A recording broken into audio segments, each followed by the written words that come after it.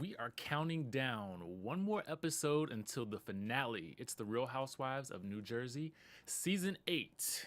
Here we go. AFTERBUZZ TV starts now. You're tuning into the destination for TV superfan discussion, AFTERBUZZ TV. And now, let the buzz begin.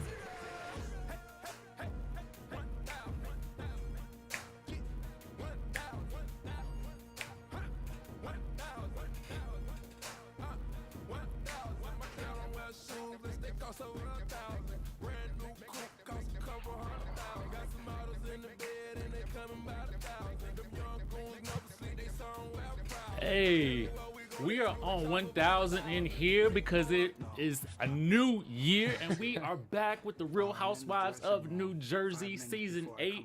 It's your boy DJ Richie Skye. You guys can follow me on Instagram and Twitter at DJ Richie Skye and watch me on Stripped on Bravo on Tuesday nights at 10. Hey AfterBuzzers, it's your boy Russell Ray here. Happy New Year. I hope all you set your resolutions. You know, like they say, New Year, new...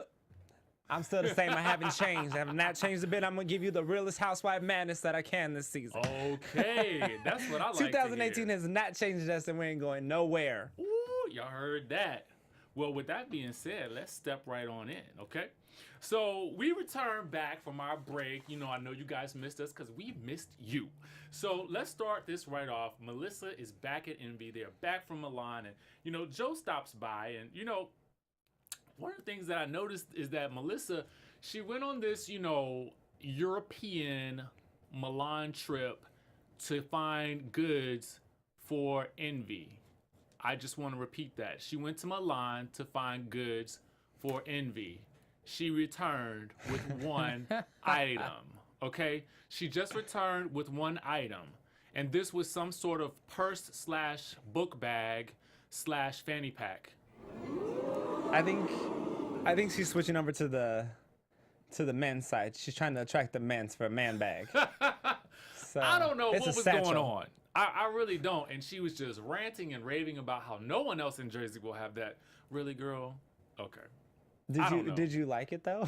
I barely looked at it because I was looking for her to pull out something else out of the box. It was one item. It was literally the one item. Let's be a little considerate. Maybe there's a delay. Maybe she ordered some things that take a little bit of time to process. I would have faked that. We would have pulled out. It would have been boxes upon boxes of just plain empty boxes. Here's the thing. What I would have done in her situation is I would have bought all the dresses or camisoles or whatever she wanted to buy and put them in a luggage bag and use that as my carry-on and have my other bag underneath the plane and dropped in baggage claim. You know, my thing is this. Okay, as a business owner from a business perspective, if I were to have, you know, a store such as Envy, so if you want to call me for a consultation, girl, I'll take you on. But I would have either had some photos done of the items that she really liked, or I would have bought one piece of each item that she liked, right? Yeah. Because I know she got it. So then I would have brought those pieces back. Then I would have done some sort of pre-launch for a new collection, and then I would have put that online. Put it on Instagram or something like that, and see if you get the reaction that you want from your customers. Yes. And then if they like those items, then you go back and purchase more. If you want more advice like this, go purchase the Nasty Gal book. That's a really, no, I'm serious. It really is a great book. I mean, I'm not even trying to plug that, but it just made more sense to me than pulling out this one little book bag from this box. Yeah. I was mad. Anyway. And if it didn't work, go ahead and send it over to Posh. Because no one likes that store anyways. Or wear it, girl. Wear it. Come on now. If it looks good on you, right, keep it. Those are your confessional looks for the next season. Motto of 2018, if it looks good on you, keep it. Don't give it away. Boom. Okay. Anyway, she wants to back off from the restaurant because really she ain't got no interest in it because I don't feel like she does anyway. But I don't really think that's that bad. I mean, I feel like he really didn't seem that supportive of her getting Envy in the first place. So, you know, why is it that now all of a sudden you need all of her help when you didn't need her help to decide whether or not you were going to get the restaurant in the first place? Yeah. I mean, is it just me? No, I don't know. I feel you on that, but... He's a baby to me. Sometimes he's a big baby. I like him, though. I like him. I'm here for Joe. when it comes down to the whole restaurant thing, I think he didn't realize he bit off more than he can chew. No. Not like that. So dramatic. So if you want this and you want your wife to be part of it, you have to have the conversation before you purchase it. Number one. Oh, Number two, you need to let her know what her part in this restaurant would be. I want you to be in control of all the decor, all the dishes, the lighting on the tables, whatever it may be. That's her role, and she can stay in that lane. If his role is the food and the pizza, that's where he needs to be. If Teresa's doing all the marketing and the photos, that's her role, and that needs to stay their roles. See, that to me seems like a well thought out plan. Yes. And it doesn't sound to me like he really had a plan. Yes. I think he had great intentions, but he needed to figure out how to execute it better. Yeah. You know what I mean? So regardless, he throws a tantrum, he leaves. And his father, by the way, needs to be the taster. He needs to be the Emerald Lagasse, the Wolfgang Puck. He needs to walk around and taste those plates before they go out. And you know, whatever happened to hiring, a restaurant consultant? I don't know. They have those. That's right? Yeah. Okay. But I mean, with Instagram and Twitter, you can just do it all. And with Facebook. YouTube, you can do everything with YouTube. Listen, learning lots of things on YouTube right now. Anyway, we get back. Speaking of work, Marge is back in the office, and I am fascinated by Marge's business and whatever those girls do in that back room office of hers. But I love it. They seem to be so productive. They're working with Walmart and things. I was like, what are y'all doing? I heard that. And listen, Walmart is I was like, big. She got something good going on. Like, I just don't know what it is. I need to do more research because I'm like, they were talking about displays and such. Do y'all know? If anybody knows, let us know because I don't really know. About what? You ask. I feel like you got a personal relationship with Marge at this point. Let's find out, Marge. Okay. Tweet her. Now tweeting live Marge. Okay, while he's doing that, we'll have some news for you later. He's gonna get the tea. And so she has a little recap about the Milan trip with the girls in the office. And they begin to discuss the birthday gala. She just wants to move on from all of the Milan drama. She wants to get back to normal, back to business, really discuss what's going to go down for this birthday gala. And, she's invited Siggy and everything is, seems to be good. But before all of this happens, she tells Joe, quote, Joe needs to clean up the shit. Because the backyard is covered with all of his stuff. Listen, I don't know about the whole contracting world. I really don't. Well, my grandfather was a contractor, so let me take that back. And when I would go over to my grandparents' house, I never saw wheelbarrows and lawn equipment all strewn across the lawn. I never saw that.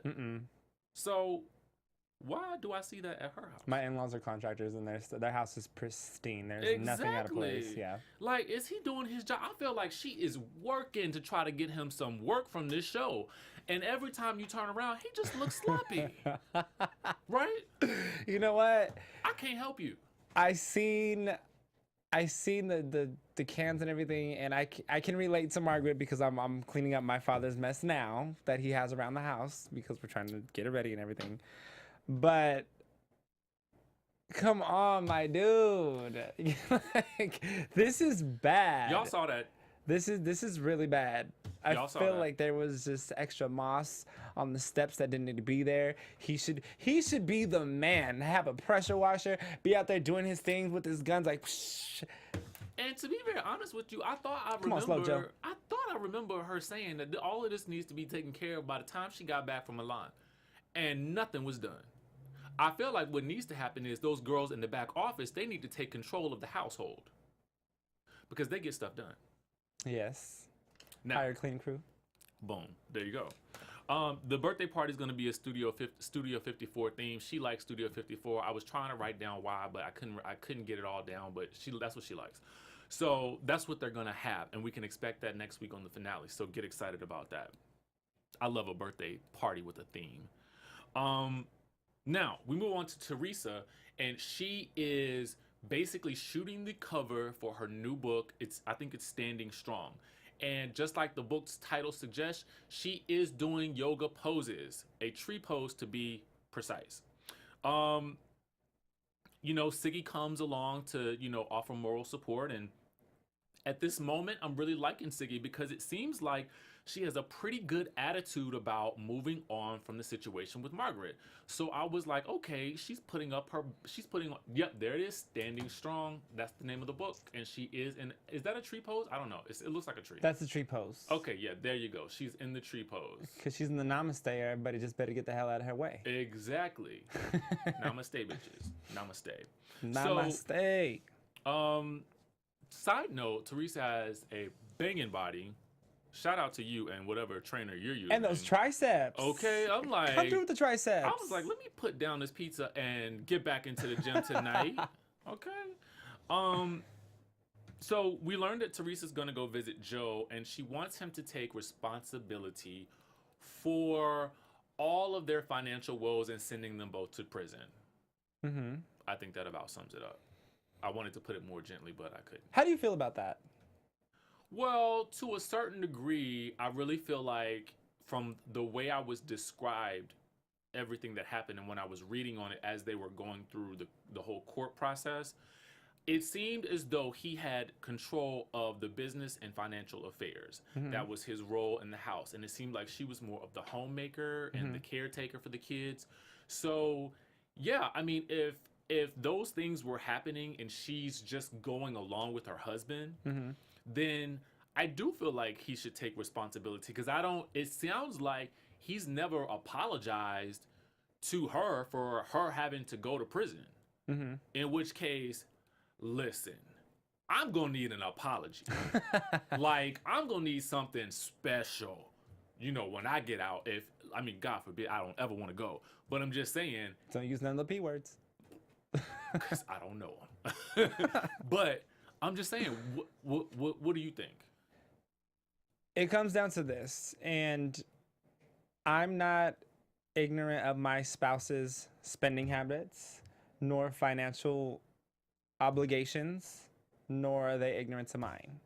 So there comes a portion in your relationship where you need to be accountable for the fact that you were oblivious to everything that was going on. You should always have some sort of knowledge or insight of what's going on in your businesses, in your homestead, where your cash flow is going, where your savings is at. If you're just home and you're ignoring all those things and you're being ignorant to the reality of what's going on around you, then you probably aren't in the best of relationships, or you aren't contributing your portion. You shouldn't just be spending. You need to know all the financial aspects, especially after 2009.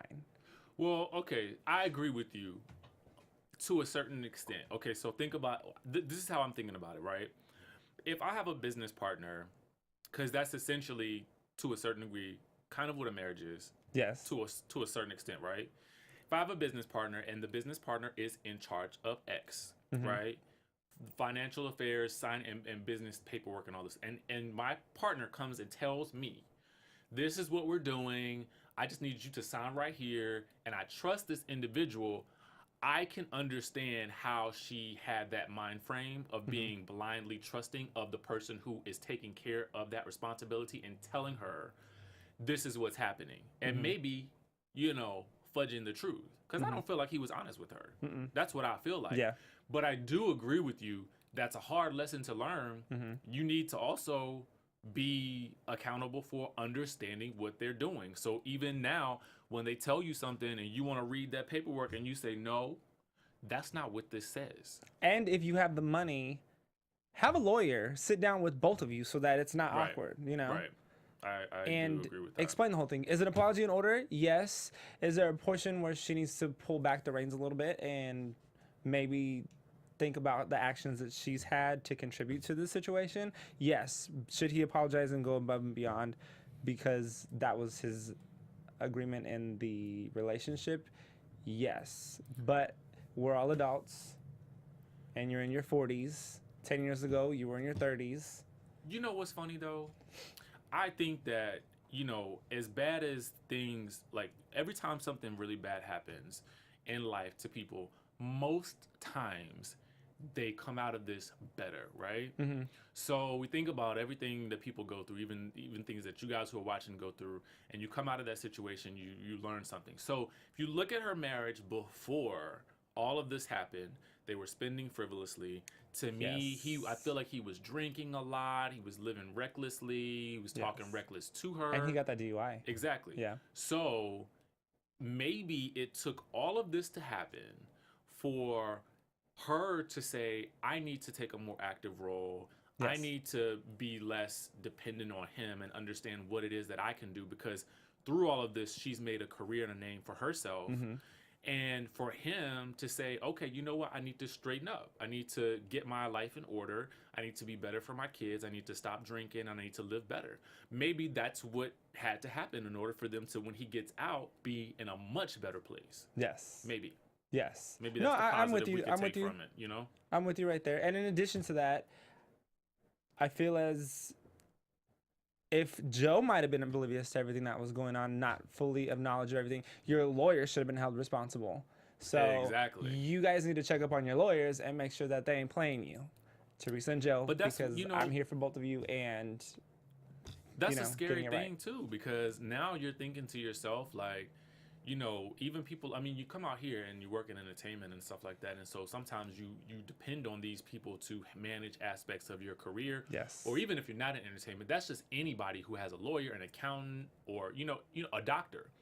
You're expecting the expert to give you expert advice. Yes. And not to steer you wrong. Yes. So now you have to have an expert check up on the expert. That's really the life lesson here. Yes. That's crazy. It's really, really crazy. But I am glad that Teresa has gotten to a good place where she can acknowledge things that she's doing and actually give good advice, which we saw later on in this episode we'll talk about. Yeah. But she is in a wholesome place where she can look at all points or all perspectives and come to a conclusion of her own. It was interesting because I felt like this episode, a lot of the ladies, except one, really had a lot of growth in their individual stories and with each other. And we're going to get to that, especially because I want to talk about Delores next. They end up taking Frankie on a college tour to Sacred Heart. And, you know, Frankie wants an aggressive finance program. There's one thing I didn't like about this scene, but I'll get to that afterwards.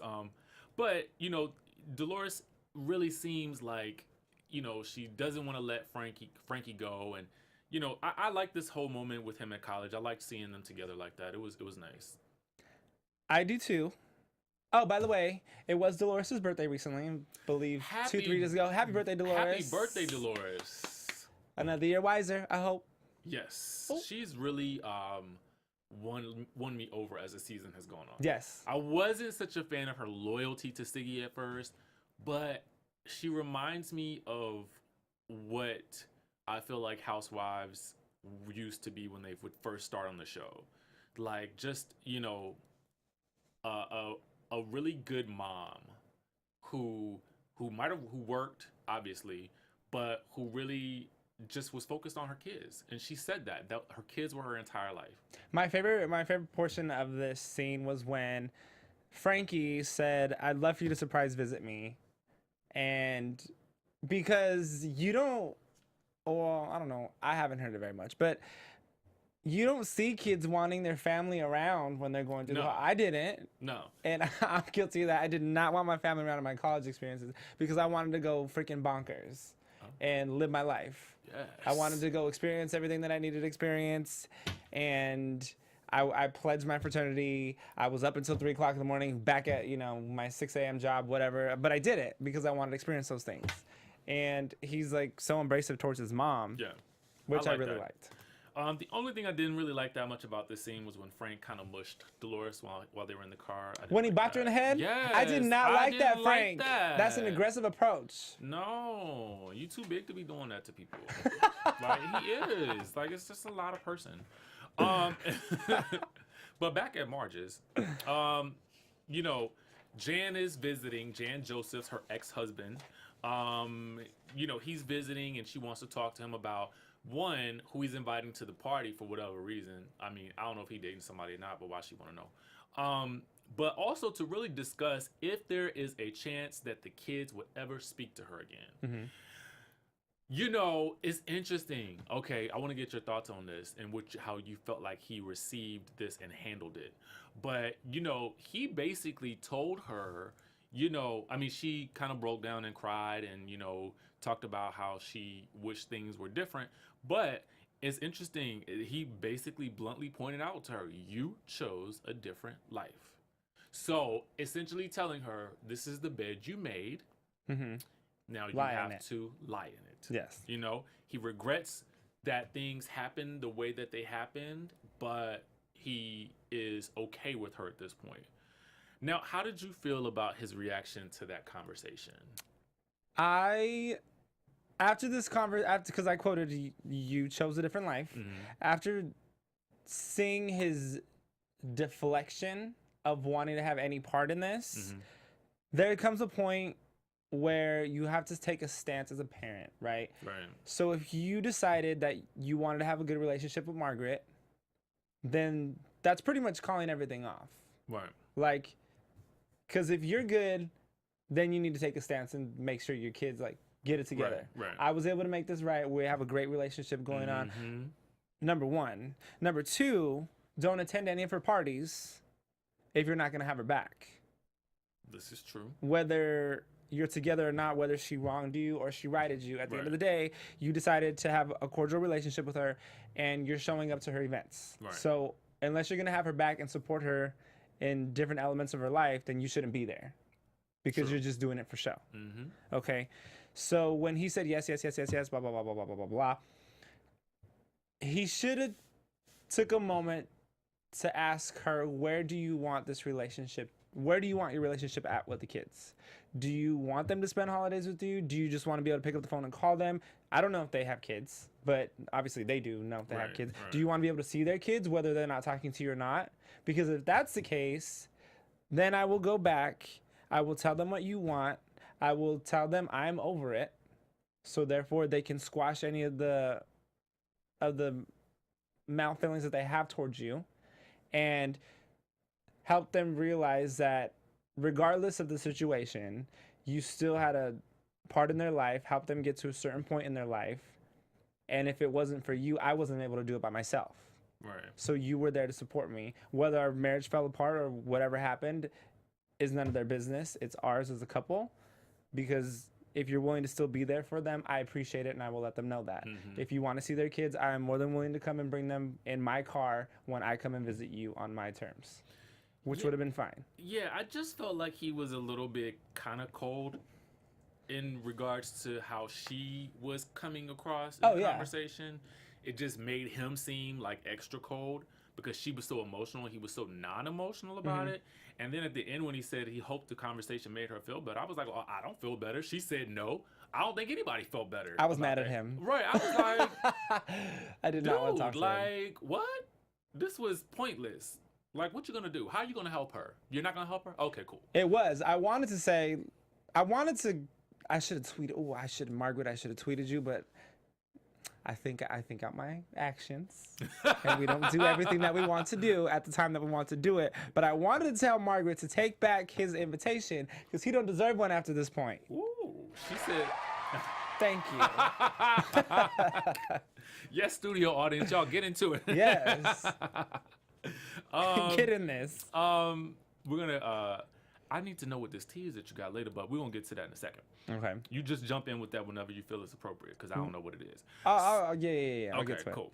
So, Frank and Delores go take the dog for a walk and basically confirm what I have bbeen suspecting all season long is that there are some feelings there. Okay, like I know, and based on what Frank has said, and he and his girlfriend are still on the break. Allie, where you at? That's what I want to know. Where are you at? Because he is getting real close to Delores, and he is basically telling her he regrets not appreciating her. Okay. Now, what is this man's name she's dating again? David? Is that his name? Because we ain't seen him since episode 1. There was a photo of him. They just literally popped up a photo. There was one photo. Listen, I ain't seen this man since the first episode, and I don't know if we actually saw him then. Was it a flashback?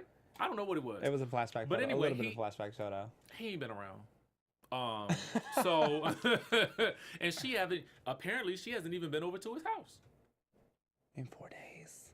4 4 days. nights. Okay, here's what it comes down to with Delores and Frank. I am not here for the conversation about your man with your new man, because you should not talk onto one unto the other, because that is just bad in general. There's no reason why Frank should have intel about your relationship and your personal issues with your new man. You sever those things. That's none of his business as your old man, whether you have a good relationship or not. Number one. Number two, I'm all here for them living together and their arrangement, but I am not here. So let me rephrase that. I'm here with them. I'm here for them living amongst each other, not living together in the same lifestyle. Right. You shouldn't be on parallel terms all the time and walking the same path and walking the same lines. If you need to live together to make it work because you're going through difficult times and you have a great relationship, great.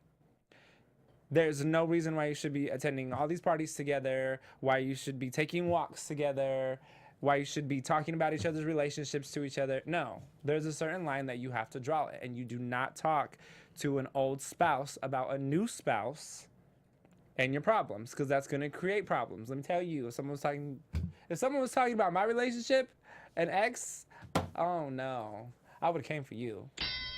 Boom. Yes. And Allie, a couple of words for you. If you have been watching this show and this episode, stay away from this man. He don't want you.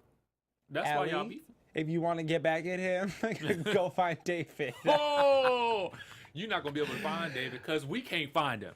Well, he's an OBGYN. She can't find him. So you need to go get in an OBGYN office and have a baby, and maybe he'll be able to see you. That's right. Get pregnant by Frank, then you can Have score David deliver the your doctor. baby. Boom. We have just got it all figured out for you, Allie. We Call got us. you. Tweet us. Okay, Come and beat me.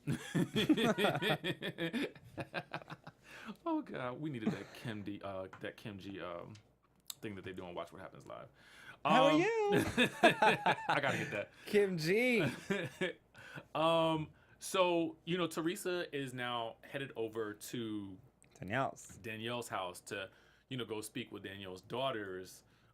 She talks to Melissa on the way over. Melissa kind of gives her a little pep talk, and this whole scene, was very interesting to me because I liked it.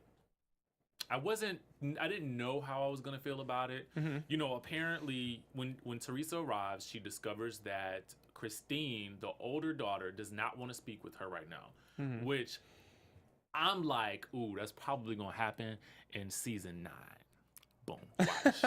Watch. It's gotta happen at some point, right? Yeah. I feel like it's a loose thread that we still have to tie up, so we can tie that up later when Danielle becomes a full-time cast member. Because it'll be season 8? It'll be season 10. You want to know why? Because right now Christina's 23. It'll be for her 25th birthday when Danielle invites Teresa to her party. We shall see. That's when it'll go down. We shall see. And then Christine's going to take Danielle to the side. She's going to yell at her, like, why didn't you invite this lady to my party? I don't even like her. How dare you? You're a terrible mother. You've never been here for me. Boom. Just releasing some feelings as Danielle's daughter. I was getting into character. Okay. Well, speaking of the daughters, I mean, Jillian is such a well-spoken 19-year-old. She really is. Like, she really is. She calmly explained what she went through as a result of the prostitution horror / table flipping moment. And what is so funny to me is I watched when I first started, there's certain shows I didn't watch all of the first season of, but I watched every other season. I don't know why. But this ending episode was the one episode that I started watching Real Housewives of New Jersey. And it's so interesting. I did not remember that Danielle's kids were present. You didn't? I did not remember that they were present at that moment. So Danielle's kids were there prior to the whole table flip because Teresa had her kids and the younger kids removed from the room because she started speaking in Italian and Danielle wanted to know what she was saying. So Manzo, Caroline turned and said, if you want to keep your kids in the room, that's fine. She'd rather have hers over there. So that's when they removed all of Teresa's kids and all the younger ones. Gotcha. And then Ashley, the troublemaker, like your mother. Okay, let's just go there real quick. She said, "I want to stay here and I want to see this." Ooh, you better be careful. Ashley? Ashley's an internet thug. Ashley needs to get her extensions pulled, okay? Christine, you need to go. You need to go get Ashley's extensions, okay? Wow, Well, not that Ashley can afford them. Just saying. I want to say this though. That whole conversation was, I felt like, very impactful. I thought it was awesome. You know, Teresa apologized. You know, Jillian accepted the apology.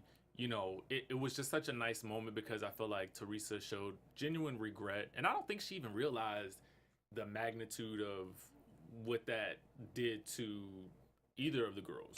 I didn't realize the impact that it had either. I didn't either. Until she started explaining. It was like, wow. I mean, it's easy sometimes to paint Danielle as being the person who is over dramatizing something. Mm-hmm. So to see that this was really in effect true, Yeah. and I don't see Jillian as being the type to be dramatic at all. Like, I see her as a very upfront, truthful girl. Like, it just meant a lot, and I felt like this was a really impactful moment in this episode.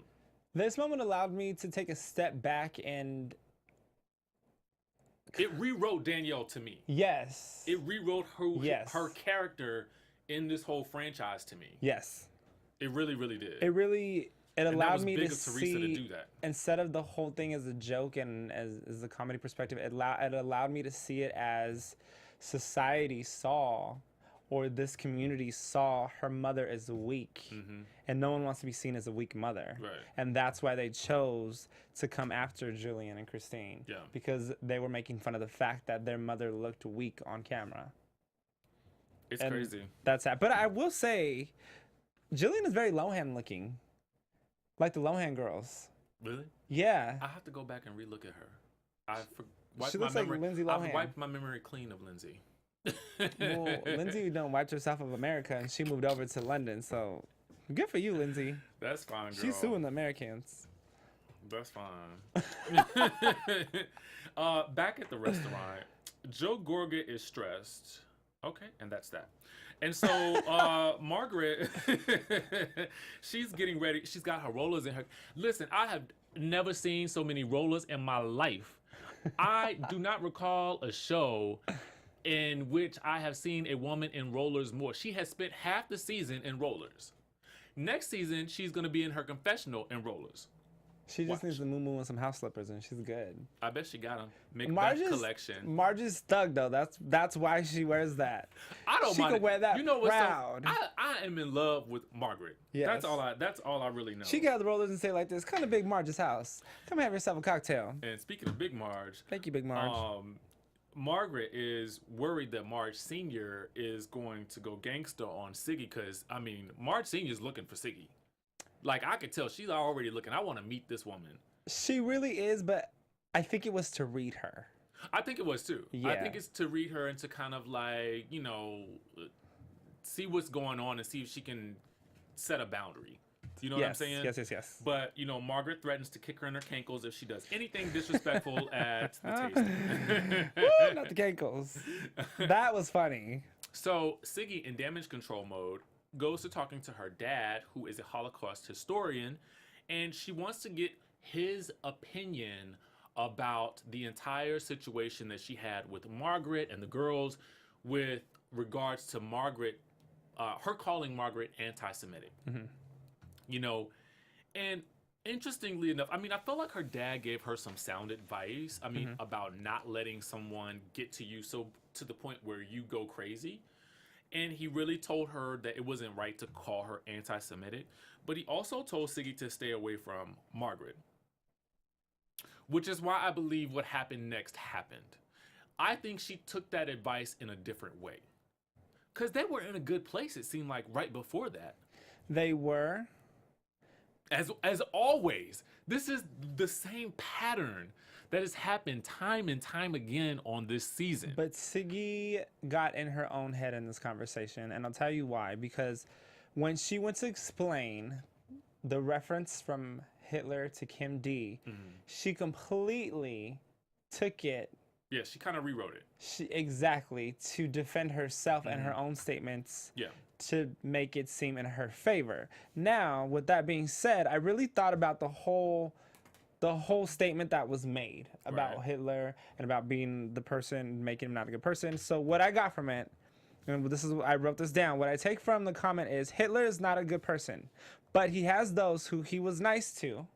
Therefore, it does not disregard all the wrong he's doing to others. Right. Okay. And then when it came down to the relation to Kim D, the relation to Kim D is she's gone after one set of women, but because she doesn't treat them all the same, regardless of affiliation, doesn't make her a good person as well. Right. And the fact that Siggy is a psychiatrist or counselor and she cannot dissect this into that explanation tells me I ain't gonna go to my insurance and pay no copay to get advice from you about nothing. And that was that moment. Defining moment for me. You cannot favor yourself in a conversation when you're trying to get the truth told to you. You can't. And you're only directing the person to tell the truth, to tell you the advice that you want to hear. So you're not even really getting any advice. You are allowing, you're making someone else enable your actions. Yes. You know, and I just feel like, you know, it's like one step forward, 3 steps back with Siggy every time. And my problem with her is I like her. I really do. I think she's a good addition to the show. I think she could be a good addition to the franchise in general. I think she'll have a memorable place in the franchise. Yes. We'll get to whether or not she stays in the franchise later because word on the curb is she ain't. Dun, dun, dun. But I just felt like she gets in her own way. And it's one thing to accept an apology or apologize, but then to just renege on that apology time after time. Every time it's time for an event, you've gone back on that and you say, now I'm mad about it and I'm gonna avoid you altogether. That's crazy to me. Not only doing that, but I looked into research about her father. And this is not to disregard her father whatsoever because I don't want to offend anyone. Okay. But I did not find an ounce of support stating that he was in a concentration camp. He was smuggled out of the country by a priest at the age of 3. Oh wow. In 1940, if I'm recalling this back. That's interesting. But Siggy needs to have, if she really wants to go there with the situation, she needs to have consideration for those who were in concentration camps starving to death that really did get out. Don't disregard those people and bring yourself to a higher standard. If that wasn't the case, tell the truth and the whole truth. Don't sugarcoat it. Don't half-ass the curve about it. If it's one thing, call it what it is. Yeah. Don't mask it to be something else and then play the victim. She's done that. Not disregarding anybody's experiences or anybody's family history, but I'm saying call it what it is. She's done that all season. Getting back to the restaurant, grand opening. It's finally that time, and you know, Teresa finally arrives and immediately gets to work and asks, "Where's your wife?" to Joe, and you know, he says she's late, and Melissa finally shows up, and at this point in time, Joe chooses to tell Teresa that Melissa has decided to back off from, or doesn't want to participate with the restaurant at all. That's what he said. Yes. And Teresa's words to Melissa, why didn't she say that from the beginning? And she did let you guys know she had a problem with this from the beginning, but no one wanted to listen to her. So now you're all wondering why she doesn't want to have as much of an active part in it, and she reiterated what she actually said because we saw it on camera, that she just wanted to take a back seat and she did not want to boss him around. And, you know, it was just like silly bickering to me. It was. At the end of the day. It was silly bickering because, you know, even as they were bickering, you almost feel like, I mean, this is family bickering and it's not going to really last. You know what I'm saying? It's nothing major. It's simple. Yeah. So, people start arriving. Teresa immediately begins to flirt with Frank and all of his muscles. And her sexual frustration, Teresa, you cougar, you better. But we learn that Delores doesn't mind sharing, so that's fine. Danielle arrives with Marty. The Marges arrive. And you know, Marge Sr.'s looking for Siggy. But Siggy arrives with her best friend because Melissa says everybody is Siggy's best friend. The man at the grocery store, the man over here. This is my best friend, meet my other best friend. I was here for Melissa. I love live the shade. for Melissa right here. and Siggy spends the entire night like avoiding Marge and Marge Sr. Yes. being blatantly rude. Delores finally, I've been waiting for this moment, admits that Siggy is being rude. Finally, I was waiting for this, and I was like, yes.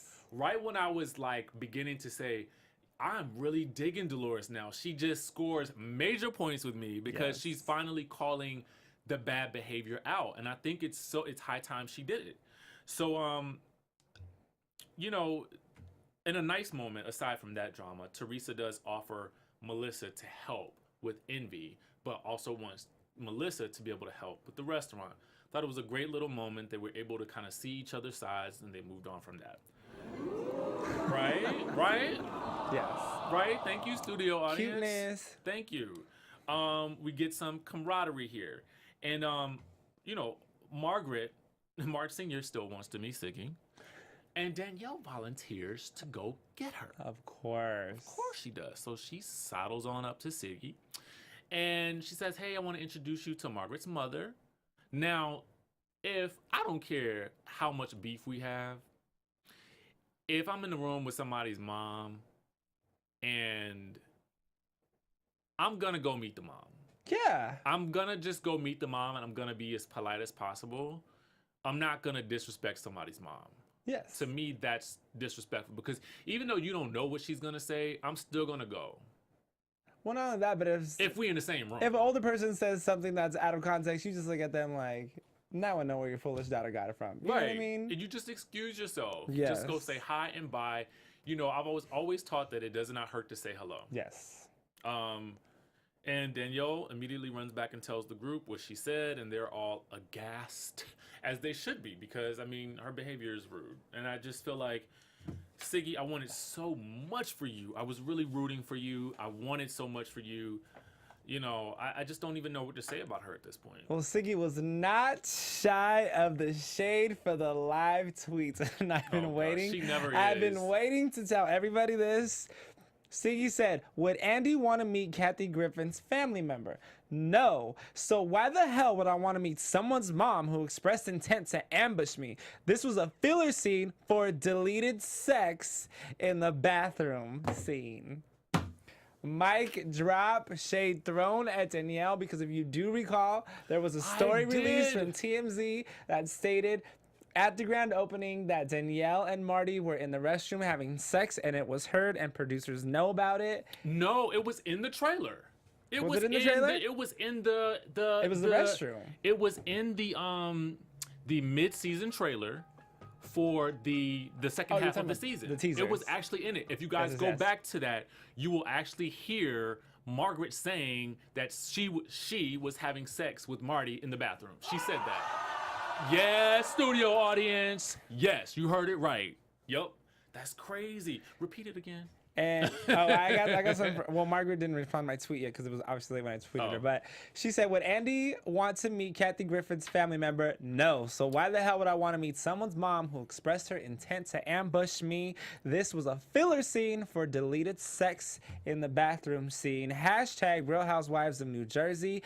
And Margaret came back with, like I said, this episode was brought to you by the letter B, and it was used twice. In bye-bye. Need I say more? Yes. Well, there you guys have it. There is Siggy throwing some mad shade to me towards Andy and towards Danielle. She definitely went in. It'll be interesting to see what happens next week. And the reunion will be coming up in, I guess, about 2 weeks. So we have a lot to look forward to. Yes. So that's going to conclude our episode for today. This was such an interesting, finish line towards the finale. So I'm really, really excited about what happens next. I am your boy, DJ Richie Skye. You guys can follow me on Instagram and Twitter at DJ Richie Skye. And where can they find you? And I'm Russell Ray. You can find me across the whole internet at Russell Ray Silva. Let me know what you guys want to hear for next week. I'm going to try to get Margaret to call in, and we'll see if she responds, because she got a whole lot of shit she's been taking care of from this episode. It's getting hot in here. We'll see you guys next week. Bye, guys. From executive producers Maria Menounos, Kevin Undergaro, Phil Svitek, and the entire AfterBuzz TV staff, we would like to thank you for listening to the AfterBuzz TV network. To watch or listen to other after shows and post comments or questions, be sure to visit AfterBuzzTV.com. I'm Sir Richard Wentworth, and this has been a presentation of AfterBuzz TV. Buzz you later. The views expressed herein are those of the hosts only and do not necessarily reflect the views of AfterBuzz TV or its owners or principals.